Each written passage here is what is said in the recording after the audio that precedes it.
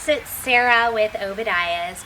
Today I am in Independence, Wisconsin with my great friend Bill, who is awesome when it comes to the Profab boiler system. So Profab is going to include the Cozeburn and the Empyre line.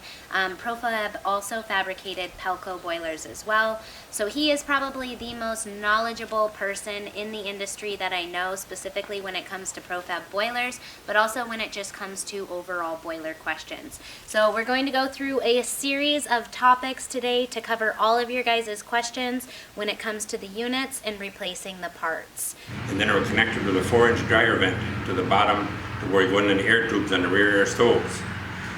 That was a 3,000 RPM motor because the air drag in the system going down to that fan, once they took the fan off from the center of the stove and hooked it up direct to the air tubes in the back of the unit, that went to a 1,500 RPM fan. To put a 3,000 on there, it's gonna cause the fan not to come up to full speed because you can only get so much air out of those air tubes. That they're 1/2-inch holes in those air tubes. There's only so much air goes through them.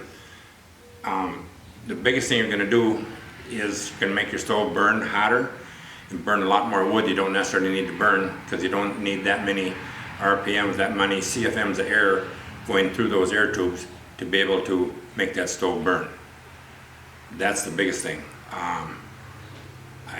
If they're burning out that fan, there's most likely some other type of a wiring problem that's burning that out, because that fan shouldn't operate any different on any of the stoves. It's just it'll bother the fans that should be 1,500s.